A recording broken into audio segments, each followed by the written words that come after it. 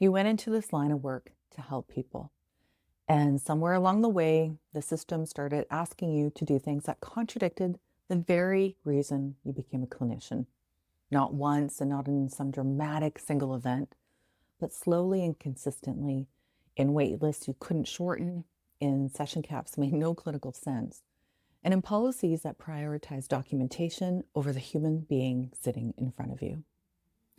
And the hardest part of all of this is that we had to keep going because that's what we do. We absorb the pressure and the gap between what our clients need and what we were allowed to give. And in that gap, that's not necessarily burnout and could be something deeper, moral injury. Welcome to the Relit Practice, the podcast for therapists, burnout recovery, and sustainable career support for psychologists, counselors, social workers, and other mental health professionals across public health, community agencies, and private practice. My name is Stacey Steele. I'm a registered psychologist and EMDR consultant specializing in burnout and trauma recovery. And here we talk honestly about burnout, moral injury, trauma work, and the systemic realities of helping professions while building practices and lives that are sustainable, ethical, and fulfilling. This podcast is really new, and the topics have been starting where I think this conversation needs to go, with moral injury. Not because it's a buzzword, but because it's a thing that I can see underneath almost everything else when clinicians come to me exhausted, questioning their own competence and ability to stay in the work. Today, I'm going to walk you through what moral injury actually is, clinically, not colloquially. How is it different than burnout, from compassion fatigue, and even from secondary traumatic stress? We'll discuss why the research says that it matters and what you can actually do about it, not in some abstract kind of way, but more in a real, grounded, kind of system-informed way. So if you're listening to this in your car or between sessions or even on a walk trying to decompress, I see you. So stay with me here. Let's start with what moral injury actually is, because sometimes the term gets used loosely and that dilutes its power. Moral injury originated in the military literature by a psychiatrist named Jonathan Shea. He was working with Vietnam vets in the 90s and identified moral injury as something distinct from PTSD.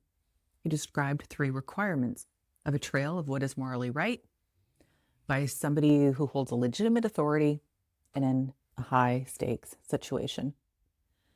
Later on, other research expanded on this, defining moral injury as the distress that results from perpetrating, failing to prevent, bearing witness to, or learning about acts that transgress deeply held moral beliefs and expectations. So we have 2 lenses. One is about betrayal by authority, and the other is about the internal wound of being unable to act in alignment with your own moral code. And what other researchers have proposed, most recently in 2024, is that these aren't competing definitions. They're related as exposure and response. The betrayal is the exposure. The transgression of your values is the response. So essentially, one thing leads to another. These researchers identified a really important commentary, and as we look for a unified definition, is that moral injury arises when a superior's actions or system policies undermine our professional obligations to prioritize our clients' best interests.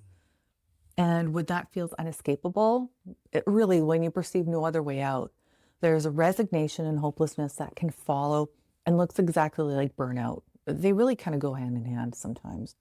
It could be emotional exhaustion, depersonalization, reduced sense of accomplishment, all hallmarks of burnout, but the root is different. Burnout, it can be really depleted, but moral injury is more about a compromise with our own values and action. You know the right thing to do, but institutional constraints prevent you from doing it. That's the original definition. This is where it gets clinically important because we use these terms interchangeably, but they aren't the same thing. In 2001, there was a wide review of the literature that laid out the distinctions really clearly. Moral distress, situational problem that you might know the right thing to do, but the institutional constraints prevent you from doing it. However, moral injury is the experience of that problem over a period of time and a long-lasting change to your sense of hope, trust, and integrity. Think of it this way. Moral distress is a moment that you can't advocate for your client because of a policy, but moral injury is what happens to your identity as a clinician after that moment repeats like 100 times. Some cases of moral distress may turn into moral residue and eventually into moral injury. So that takes time in certain circumstances, not a switch, but like a slow erosion, almost like this glacier moving through our professional identity. Burnout, on the other hand, is about a demand resource mismatch. It's operational. You're doing too much with too little. And yes, better schedules, better pay, reduced caseloads, all of those things can mitigate burnout. But moral injury, how does that happen? It persists even when the workload is manageable, because it's not about how much you're doing, it's about what the work is asking you to become. So there's a point that I want you to sit with. Moral injury in healthcare, unlike in the military, is a signal of systemic dysfunction.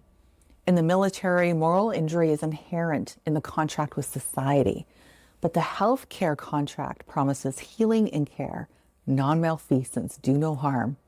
The presence of moral injury in our settings is a warning sign of a dysfunctional environment.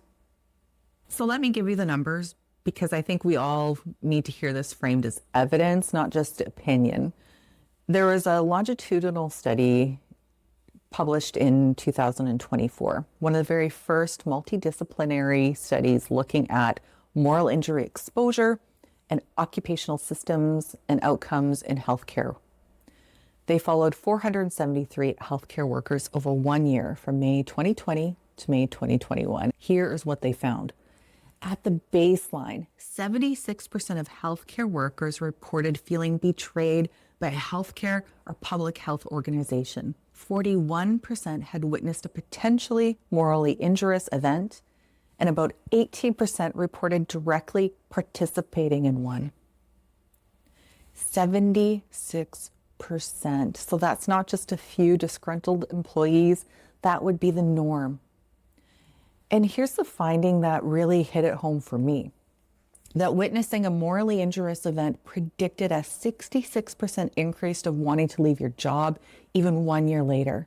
And participating in a morally injurious event predicted a 38% increased risk of burnout 1 year later, even after controlling for depression and anxiety, demographics, and physical health status. So what's interesting, and this is really important for how we might think about an intervention, is that different types of moral injury led to different outcomes. Witnessing led to more turnover, participating in it led to more burnout. And the author suggests that when you witness colleagues acting in ways you find morally wrong, you may lose faith in your team and want to leave. But when you yourself participated in something that violated your values, there's really nowhere to go. You carry that with you.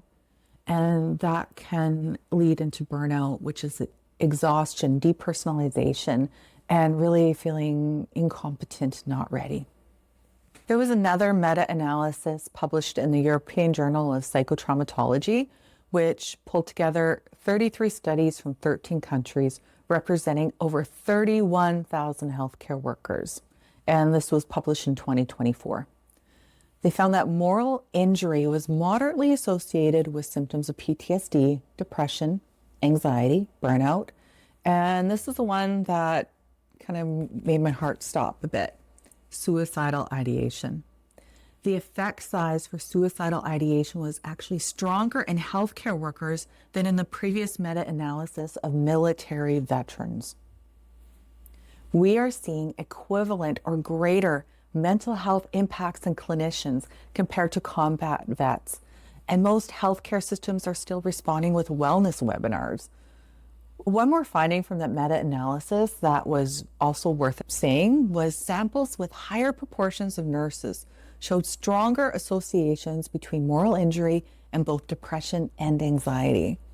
This is important because nurses often have the least systemic power and the most direct patient contact.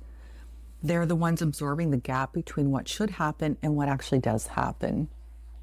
So, how does this show up in your body and into the real world? Let's take it out of the research and bring it into your Monday morning. Moral injury is a nervous system event as much as it is a psychological one. When you repeatedly act against your values or you're forced to witness others doing so, your nervous system registers that as threat. So again, not the threat of the lion chasing you, but the threat of becoming someone that you don't recognize. It shows up as a chronic, low-grade activation that you can't quite put your finger on, but you can feel that tightness in your chest when you open your schedule. You can feel a flatness that wasn't there before, and you might have even noticed that you've stopped being curious about your client's stories. You might catch yourself going through the mechanics of a session, doing the technique, writing the note, doing all the things, but the relational presence is hollow. You don't feel that same attunement to the work that you did before. This is like healthcare workers who perform the mechanics of healthcare provision but reported feeling void of empathy. It doesn't mean that they don't care, but it means that the moral injury had created a protective numbness and disconnect from the work. And here's the part that I think, people who've gone through this really feel, but they don't really know how to name, is that moral injury often presents as shame. When you think something is wrong with you, when you've lost your clinical edge or you've chose the wrong career, or that somehow you're impaired. But what is actually happening is that your integrity has been wounded in a system that required you to betray your own values. So that isn't impairment, that is injury, and this distinction is important. Our code of ethics asks us to practice within our competence. We monitor our fitness to practice, our mental, physical health. But when moral injury is misread as a personal deficit, we either push through when we shouldn't, or we leave the profession altogether when the professional actually needs us. Both of those outcomes are losses. I want to talk about something that I see constantly in the conversation about burnout and clinical work, because it directly connects to moral injury. The dominant advice that we get is to set better boundaries, more self-care, be resilient, and it usually comes in the form of webinars, pizza parties, all that kind of thing. But the research is clear that this framing is just insufficient. There was a 2019 National Academy of Medicine report that cited serious problems connected to workforce shortages and care quality. And the recommendations from this report was not about more self-care or better boundaries. It was system approaches, changing healthcare settings and systems, education environments, and policy, not individual resilience programs or more EAP programs, although those are also necessary in our work. But the majority of healthcare workers that lacked interest in individually focused resilience programs, not because they were lazy or they didn't have insight, it's because they're not experiencing the problem that those programs address. It wasn't about personal resilience. It's about structural betrayal. You cannot boundary your way out of a system that requires you to act against your clinical judgment. You can't meditate, away that the fact that your caseload doesn't allow you for trauma-informed care. And boundaries, again, we need boundaries. They protect our capacity, but they don't repair the wound of being asked to do something that really compromises our integrity and our ethics. So that's what I mean when I say that capacity must be built, not just protected. And sustainability in this work, it's a clinical skill, not a personality trait. The system shapes our nervous system even when we're unaware of it. And if we only intervene at an individual level, we're treating a structural problem with a Band-Aid. Okay, so where does this leave us now? Maybe today, this week, and in our actual practice. I'm not going to give you a self-care checklist. Those can be helpful.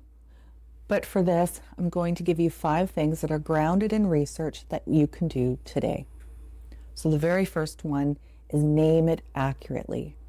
If what you're feeling isn't just tiredness, but a deep sense that you've been forced to compromise your values, that is moral injury.